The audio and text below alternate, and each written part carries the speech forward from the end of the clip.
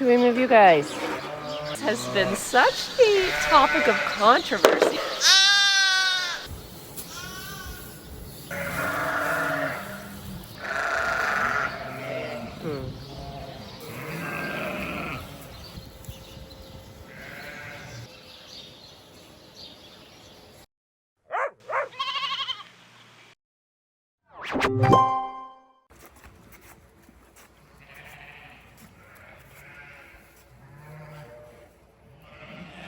Good morning.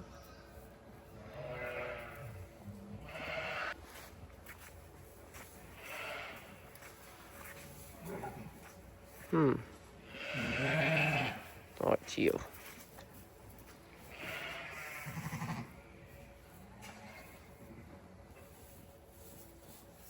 Hey.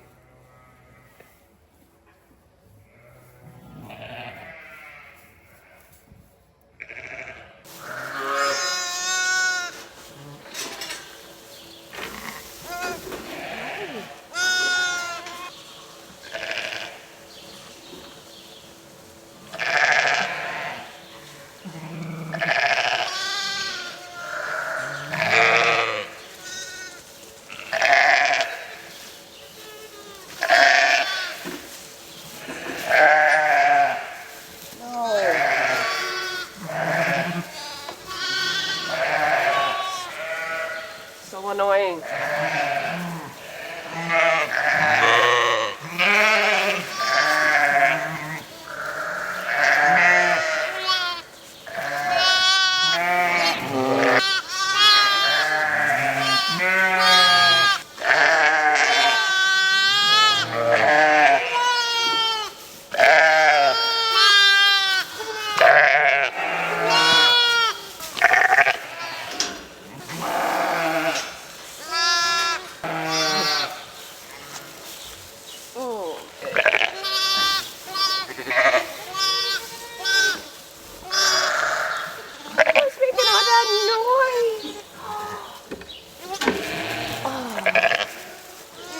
What are you making all that noise? Why? Why? Are you hungry? Is your mom not feeding you? You're so cute. Yes, you are. Yes, you are. Okay. I'm not your mom. No. My mom does have 4. 1, 2. You had another one. You have 5. Yes, you are. You weren't here last night. What did you do, Mom?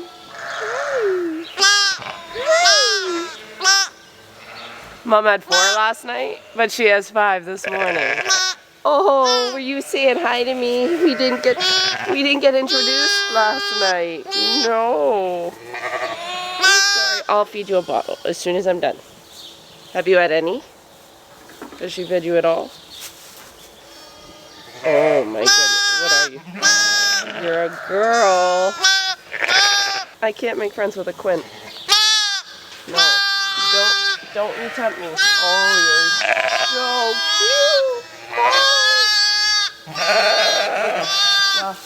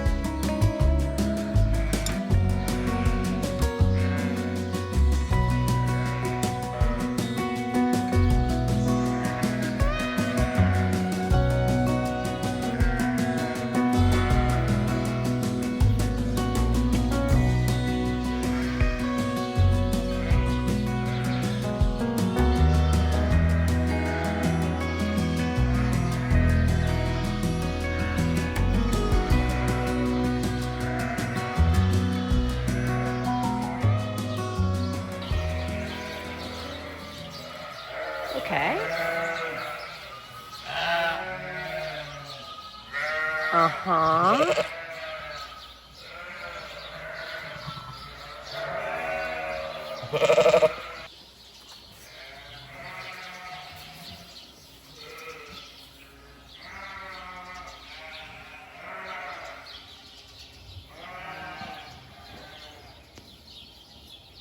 Do you need help?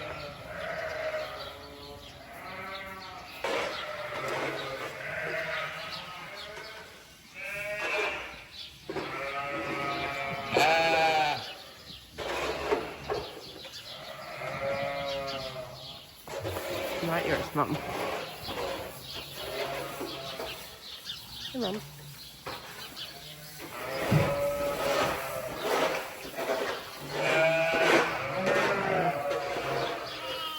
Hey, baby.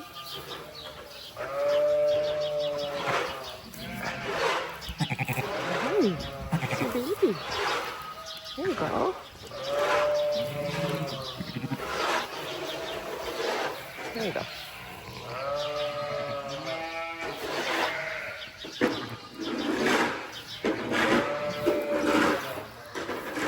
Should we move you guys? Okay. A big part of my week is this job, which I don't really bore you guys with because it quite literally every day this week has taken me probably about 3 hours. And yeah, so I just plug into an audiobook or Spotify and just listen to music. I do find with a book I will screw up and I have to like backtrack and look at data, so I try to just listen to music. I did see a video pop up, I think it was a short form video, and I think I was in the comment section, which I do not like being in the comment section of people's videos because it typically is to be used as a comparison. And I could farm right beside a neighbor and we would farm completely different. So as soon as people go, why don't you do this, to another like sheep farmer or grain farmer, because they saw someone else do it that way, not only are our operations completely polar opposite, they're outside, they're large, very extensive. Mine is very intensive, small, very small. And I micromanage them because I don't have the numbers. So certain things I do on my farm, I'm only able to do it because I have a very small operation. Anyway, one of the jobs is this, and I don't know what it is, but painting my lambs has been such a topic of controversy, and it's so funny because this is not my idea at all. I literally copied it off another farmer. So yeah, I don't really go by comparison so much. I'm like, ooh, I love that idea, and I'll steal it and use it for my own operation. I can't remember, I think a girl I was in a course with told me about that she started doing this, and it's been a game changer for me, and I think a lot of people are like, why do you have to do that anyway? And for me, it's for management. My sheep absolutely cannot read, can't read the numbers, but I can, and I know if they're in the wrong pen, or if they're underneath the wrong mom, or if it just helps me catch issues quicker. So this is how I do it. Anyway, I thought I'd just address that. I'm sorry, I have to wake you up. But we are down to, I think we're down to 10 views now, which is amazing. Hey, are you ready for this? Okay, so if you're new to the channel, I do process all my lambs at about 24 hours after they're born. These guys aren't quite 24 hours, but I'm tagging now anyway, so they're just gonna get them. And then they'll stay with mom overnight, another slumber party, and then tomorrow morning we will let them all out and let them go. So we start with this RFID tag, and it's an electronic scan tag. This is my scanning gun. This is a lot like an ear piercing, I'm assuming. It hurts for a sec. So they'll jerk like that, and then they're usually after that. And then I scan the tag. And then we are going to weighed around. I'll take a little quick peek at what it is. So this is a boy. Captain Obvious, I know. Okay. This is like a fish scale I think I got off Amazon. 7.6. I still weigh my lambs in pounds and I feed with kgs. It's really just a mix mash here of conversions. So the next on deck is selenium. Our soils here where we live are deficient in selenium. So the moms get selenium in their mineral and the babies get a little bonus 0.25 injection, 0.5 mil injection, 0.25 mil injection at 24 hours old. And I still dock the tails. Some people don't. I just find they stay a little cleaner. I'm always scared about fly strike, even though we don't get it too much here. But I've just seen horrific videos of fly strike and I just don't want it. Okay, and your number, and then I number them. So this girl is a boy is a single. So the singles in this group are red. And I think I'm 77, so you're 78. Now, this one wasn't a single, it's actually a twin with stillborn. So I have to actually write that down. Okay, so you're good. I'm going to mark mom to match the baby.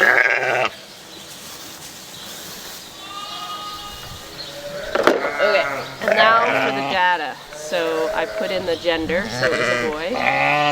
Date of birth was yesterday, July 31st. The dam, I scanned fur tag. And the thing with this Gallagher, it actually, it generates a family tree, like a pedigree, which is nice. The sire is Dorset. So she's a steel cross Dorset.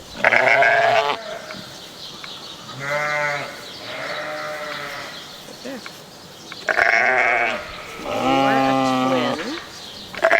So now I have to write the deceased twin down. So I create its own number based on mom's number. So 3535A. And I'll write that it was stillborn. And then I'll write the same things as this July 31st. Dam. And group 3. And steel cross. Twin. And record animal as dead. Done. All recorded. Done. Oh, my legs are so sore. Alright, I have not talked to you guys at all about where we're sitting in terms of stats.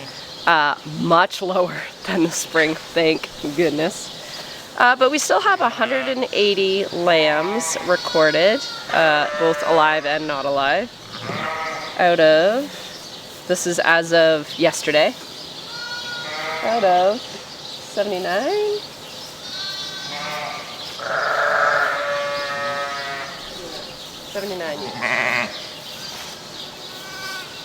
So we're sitting just under 2.3. We're at 2.278 lambs per ewe. So I will say this, we can feel the difference. Ewes having 3 instead of 5 is it's good all the way through. It's good when they lamb, it's good when we're bottle feeding, because we have to bottle feed for 2 days basically, and it's really good when we go to put them on the machine because there's just less competition, less keeping track, just less pens to set up. It's just been so lovely. Now, Will 2.3 end up being 2.3 after we reduce the mortality? That'll be the question. So I won't know that usually until I'm completely done lambing. I usually don't get too ahead of myself with numbers because I don't know if you know this about me, but I'm very competitive with myself. So I don't want to like put an expectation and like miss it by a lot. So I have no idea what we're sitting at. I feel like we definitely started out with too many stillborns. And then since then, I think because we have way less multiples, we just haven't had as many stillborns. But we have had a few here and there, and we've had a couple just really annoying things happen, which everybody blames it on sheep being sheep. But it's management. There was one lamb yesterday that literally got her head stuck between the gate and the feed bunk. There is no room there. So I don't know how she did it, but she did it and she died because it was overnight. And then I had a ewe that had 5 earlier and she laid on 1. And I had to keep the lambs with her longer because she had retained placenta. And not a word of a lie, I tagged the rest of the 4 and about 4 hours later I checked her again and she laid on another one. So she laid on 2 of her lambs. So just some annoying things like that. And then I have one today that just looks like it's sleeping and it's not thriving, and the lamb looks perfectly fine. So I wonder if sometimes the ewes will stomp their feet if they're like protective of the dogs or me walking by. And I wonder sometimes if they do it hard enough and those babies are sort of laying down, if they can break a rib or puncture something. It just looks like there's something going on internally. It won't wake up. It won't, like it's breathing, but it's almost like it's in a coma. So anyway, I think it's gonna die. So not too fun.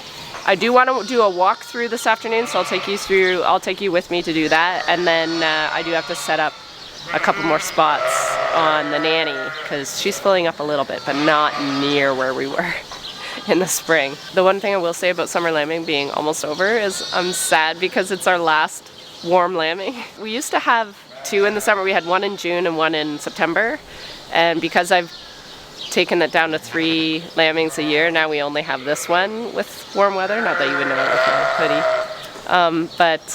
Yeah, the next time we're lambing is gonna be December again, which is crazy. Anyway, very cute lambs. We had a bit of a dilemma this morning.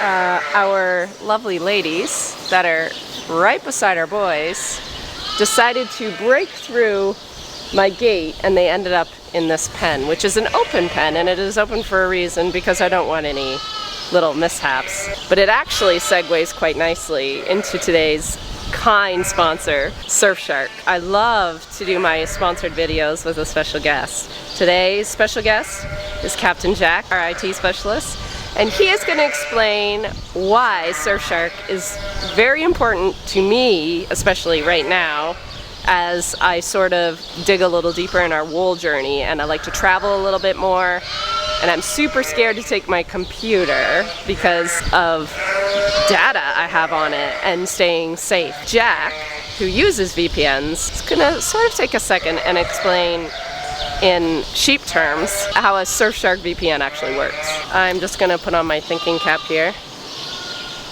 How do we relate this scenario to the safety of the internet? We can think of what happened earlier as using the internet without a VPN. Okay. We didn't have controlled access of the ewes going to the internet. These rams that are malicious threat actors, they can see what these ewes are doing as they travel to the internet. Here. Right. We're calling this the internet. This is the internet. These 2 pens are our local open Wi-Fi at a hotel or an airport. Right. These 2 pens can see each other. Right. As this traffic goes from one pen, which is your device, we'll say the user your device. Yep. As they travel from your device into the internet without a VPN, these rams, if they wanted to, could view that traffic, latch onto it, and see what you're doing on the internet. Right. So then what does Surfshark do? So where Surfshark comes in is they provide you a secure tunnel to the internet, which we're calling this pen. If you imagine this, our open highway, they can see through the gate. fence. They can see through the gate. They can see through the gate. They can see your traffic from your device coming to the internet. Right. With Surfshark enabled, your VPN enabled, these use have their own private tunnel that will take them to here, and the rams cannot view in So it's and almost, see that it's data. almost like there's a panel, a solid panel on these gates, and they don't know they're even in here, or a tunnel. Exactly. So now the rams can no longer see in, they can no longer see the use, which we'll call your traffic. Right. Transferring from your device, which is their pen, Yep. into the internet, which we're calling this pen. Right. So that's what Surfshark does. Exactly. Do you want this? Gladly. Or should I see if Billy will wear it? You can try. The best thing about Surfshark VPN is that there's a 30-day money-back guarantee. So you can take your time to try out the service and experience the whole Surfshark VPN potential. And if you're not totally satisfied, you get your money back. Go to surfshark.com/sheep or use code SHEEP, all uppercase, at checkout to get 4 extra months of Surfshark VPN. Again, that's surfshark.com/sheep or use code SHEEP, all uppercase, at checkout to get 4 extra months of Surfshark VPN. Well, we have finally got a little bit of a break out of the barn. But the work is not done. I think this is our last sort of job in regards to wheat harvest.